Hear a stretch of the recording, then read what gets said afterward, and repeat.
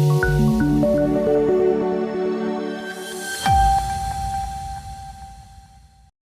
મહાનગરપાલિકા તરીકે વિધિવત જાહેર થતા વાપીના લોકોમાં ખુશીની લહેર ફરી વળી। વાપી પાલિકાને નવા વર્ષની ભેટ રૂપે રાજ્ય સરકારે બુધવારે વિધિવત મહાનગરપાલિકામાં રૂપાંતરિત કરવાનો નિર્ણય લીધો હતો। વાપી પાલિકાની આસપાસના 11 ગામોને મહાનગરપાલિકામાં સમાવવાનો પણ નિર્ણય લેવાયો છે। રાજ્ય સરકારે બુધવારે 11 ગામોને મહાનગરપાલિકામાં સમાવવાનો નિર્ણય જાહેર કરી દીધો છે। વાપી મહાનગરપાલિકા તરીકે વિધિવત જાહેર થતા વાપીના લોકોમાં ખુશીની લહેર ફરી વળી છે। વાપીને મહાનગરપાલિકાનો દરજ્જો મળ્યો તેમાં સૌથી વધુ સિંહફાળો વિસ્તારના ધારાસભ્ય અને હાલના નાણામંત્રી કનુભાઈ દેસાઈને તેનો શ્રેય આપવો ઘટે। રાજ્યના મુખ્યમંત્રી ભૂપેન્દ્રભાઈ પટેલે આજે વાપીના માટે નવો ઇતિહાસ રચી દીધો છે। મુંબઈ અને સુરત જેવા બે મહાનગરો વચ્ચે હવે વાપી મહાનગર પર હરણફાળ ભરશે।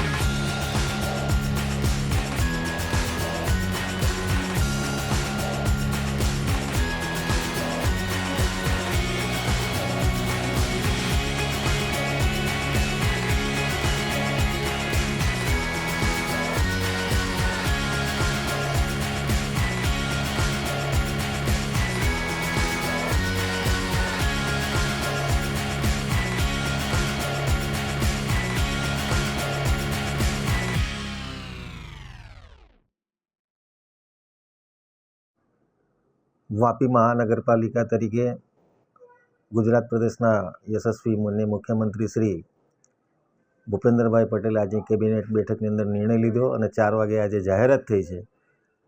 એનાથી ગુજરાતની 9 જેટલી પાલિકાઓને મહાનગરપાલિકાઓનો દરજ્જો મળ્યો છે અને બનાસકાંઠાના જિલ્લાના 2 ભાગ કરીને એક થરાદ જિલ્લો પણ નવો બનાવ્યો છે, જેનાથી સમગ્ર ગુજરાતની અંદર એક ઉત્સાહનું વાતાવરણ બન્યું છે। વાપી મહાનગરપાલિકાની જો હું વાત કરું તો વલસાડ જિલ્લાની વાપી મહાનગરપાલિકાનું જે નિર્માણ થવાથી પારડી વિધાનસભા મત વિસ્તારના વાપી તાલુકાના જેટલા પણ જે ગામો આવતા હતા એ તમામ ગામોનો સમાવેશ આ વાપી મહાનગરપાલિકાની અંદર થયો છે। ઉમરગામ વિધાનસભા વિસ્તારની અંદરથી પણ જે વિસ્તારનો ઉમરગામ વિધાનસભામાં પણ જે વિસ્તાર આવતો હતો ચણોદનો ભાગ, એ ચણોદના ભાગનો પણ આ વાપી મહાનગરપાલિકાની અંદર સમાવેશ થવાથી કુલ એરિયા જે આખો જે છે તે કુલ 153 જેટલા બૂથો વાપી મહાનગરપાલિકાની અંદર જોડાયા છે। આ વાપી મહાનગરપાલિકા બનતા વાપીની જનતાઓને ધંધા રોજગારની દૃષ્ટિએ તો એમને આ લાભો મળવાના જ છે, પરંતુ સાથે સાથે રસ્તા હોય, પાણી હોય, ડ્રેનેજ હોય, ઓવરબ્રિજો હોય કે અન્ય જે સુવિધાઓ જે છે એ અન્ય મહાનગરપાલિકાઓને જે પણ મળે છે રાજ્ય સરકાર દ્વારા મોટા બજેટો, એ પણ વાપી મહાનગરપાલિકાને પણ એ મળશે અને એની સુવિધાઓ લોકોની સુખાકારી એવો માટેની જે સુવિધાઓ છે એનો ખૂબ જ મોટા પ્રમાણમાં વધારો વાપી મહાનગરપાલિકાના એ વિસ્તારના લોકોને મળવાનો છે. તો મારા તમામ વાપી મહાનગરપાલિકામાં આવતા જે લોકો જે છે એ લોકોને હું શુભકામનાઓ પાઠવું છું અને શુભેચ્છાઓ આપું છું. અને મારી ગુજરાતની સરકારને પણ હું જેટલા પણ અભિનંદન આપું એટલા ઓછા છે કે વાપી એક ઔદ્યોગિક વિસ્તાર પણ છે, સાથે સાથે એક મહાનગરપાલિકા પણ છે. એટલે કે એક વલસાડ જિલ્લો પણ આની અંદરથી ખૂબ જ અગ્રેસર રહેવાનો છે આ બધા વિકાસથી લઈને, અને એની તમામ આખા જિલ્લા ઉપર પણ અસર થવાની છે. આમ ફરીથી હું વલસાડની અને તમામ વાપી મહાનગરપાલિકાના નવા સમાવેશ વિસ્તારના લોકોને પણ શુભકામનાઓ આપું છું અને વાપીના જૂના પાલિકાના વિસ્તારના લોકોને પણ ખૂબ ખૂબ શુભકામનાઓ આપું છું. અને આગામી સમયની અંદર વાપી ઉત્તરોત્તર પ્રગતિ કરશે, એની અંદર બે મત નથી. કેટલા સમયથી વાપી નગરના રહીશો આ મહાનગરપાલિકાની રાહ જોઈ રહ્યા હતા?